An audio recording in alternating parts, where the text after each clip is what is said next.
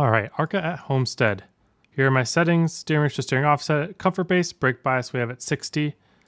And I'm gonna go -3 in the end car. We're gonna run 2 laps here. I think you can make this a first lap hot lap, but second lap is very good too. I find that 1 and 2 on the second lap has just a little bit more grip. So if you're really, here I'll show you why you don't need to kind of throw away your first lap.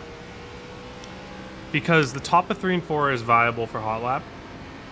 So first lap we'll do top, top 1 and 2, top 3 and 4. And the second lap we're going to do a different line for 3 and 4, a very weird line. And I'll show you when we get there.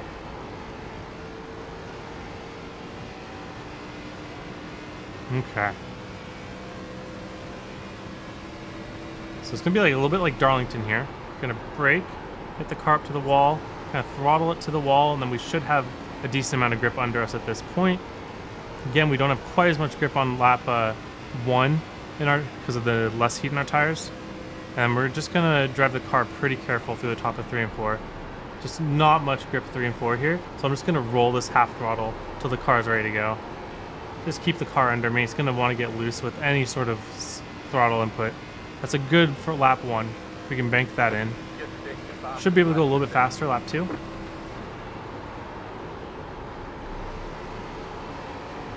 A little bit loose, but we should get the car grounded under us.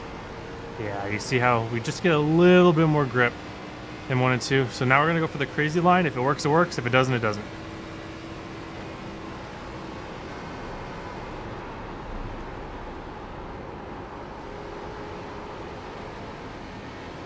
Oh, I didn't do it aggressive enough. But you see how if you push that perfectly, that is faster. I'm 100% certain.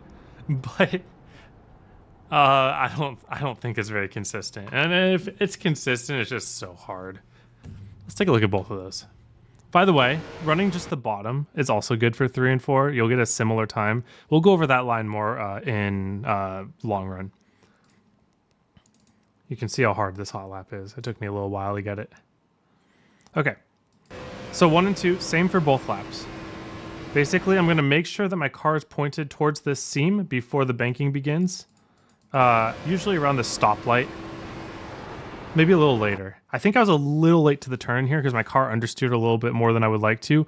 But you do want your car to understeer just a little bit on entry because it's really easy to get super loose here. So I'm kind of just driving the car straight up the track on the brake. So you see how I don't brake until I start sliding up the track, and then I transition to throttle when I'm right by the wall. With warm tires, I'm able to turn off the wall and keep the tires under me. On these cooler tires, I still need to come up with the temperature a little bit. I'm kind of wrestling with it, trying to do some throttle control to keep the rear tires under me. So again, turn in before the banking begins, smooth off throttle, trail brake up the track, transition to throttle right before you get to the wall, and that should rotate you off the wall. If it doesn't, that means you drove in too deep. From there, on second lap, this is easy, but on first lap, it's kind of hard to keep it under you. Okay, 3 and 4. Taking it a lot earlier. You see how I'm starting to transition off the throttle and onto the brake before I really even turn in. And I'm keeping the car a lot straighter because for whatever reason, there's just no grip in the top of 3 and 4. You see how much I'm struggling, and it feels a lot slower than 1 and 2. It might not seem like in the replay, but when you get out there, you'll feel like you're crawling on the top of 3 and 4 compared to 1 and 2. So here's the big key. In 1 and 2, I was really aggressive with my throttle to turn it off the wall. There is none of that in 3 and 4. I'm just getting to half throttle, and I'm just going to hold it there. And I'm going to hold it there until the steering wheel goes straight, and then I can go full throttle. And even then, it's tough. So, the difference between 1 and 2 and 3 and 4 on highline: longer braking, earlier braking, half throttle instead of a little bit more that rotates the car, and then you hold the half until your car turns back down the track, steering wheel straight, drive up the track. All right, now let's go look at that really weird line. So this is the dive bomb line. It works on Homestead on hot track temperatures. Gen 4 it works as well. So it's basically, I just aim for the white line. I roll out the throttles that come down the track. And then once I kind of bottom out on the white line, I transition to a brake drag. And I just try to drag it. And you got to find this perfect timing where you get back on the throttle and whip your right rear around so that you don't tail slam the wall. So I actually did a little early here. You see how I kind of settled about a lane off the wall? I could have throttled up harder and or earlier and ended up just right by the wall here. And that's where you kind of push that time a little more. And it carries a lot longer. So that ends up being faster than that high line that we were going over. If you get it perfectly, you can imagine how hard it is to get perfectly. But I wanted to show you guys that this exists. So cool. Let's talk about long run for a little bit. Homestead long run is going to be a battle between people who want to get track position and people who want to save tires. And typically at Homestead, I just figured there isn't a way to block people who want to be pushing their tires. And that's completely fine at ARCA because there's no cautions. So my recommendation to you guys is just to run tire saving lines until about 10 laps to go, and then you transition to the top line. And the reason that you can wait until 10 laps to go is because these lines will equalize and you'll already be faster than them on the bottom by the time that 10 laps approaches. So right here, all I'm worried about is just keeping the car on the white line for the entire corner. You see how I'm not sliding up early? You see how I don't end up by the wall? I'm about a lane off the wall. That's where I want to be. Just easy entries in the corner, smooth off throttle, brake onto the white line, just hold that throttle and roll the white line, and then full throttle off the corner. So you see how I am half a second off my full push qual lap. I think in the race, it'll be probably 0.2 of a second slower than the people who are pushing the top at the beginning of the race. But the thing is that you just let them push the top.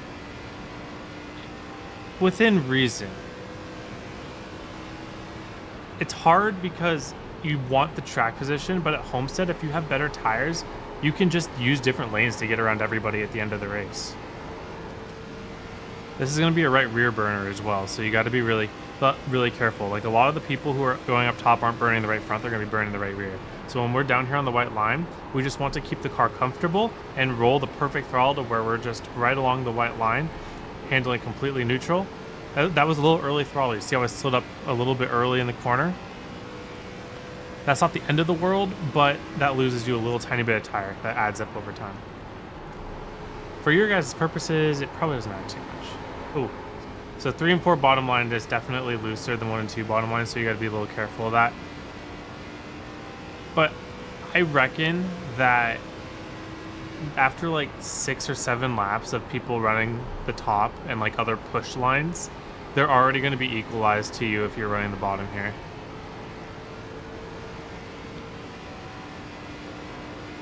If it was nighttime ARCA, I would say maybe push the whole time, but because it's daytime, pushing doesn't get you enough to be worth like losing all the tire.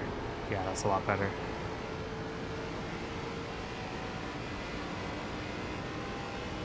So we'll do one more lap here. You see how we're not even falling off of lap time, we're kind of having the same delta. Just roll on the bottom. And just not letting your car come up off the bottom too early. That right there was about the earliest I could possibly let my car up without not liking it. People will think that Homestead is a D-shaped oval, so they'll have like this internalized timing where they throttle up. And no, you really want to wait that long to save your tires here. Like that was really good. So expect a lot of people to run the wall and whatnot from the beginning. You can do that. It's just a different type of race. But I personally believe in the math that if you run the bottom, you're just going to prevail. More right rear wear If I was running cleaner, this should be even. You should be even if you're running the bottom, if you're not sliding your tires like that. And with a little more practice, I definitely will be able to, and you guys will too. All right, thank you for watching. Hope you have a wonderful day. Hope to see you all on the track.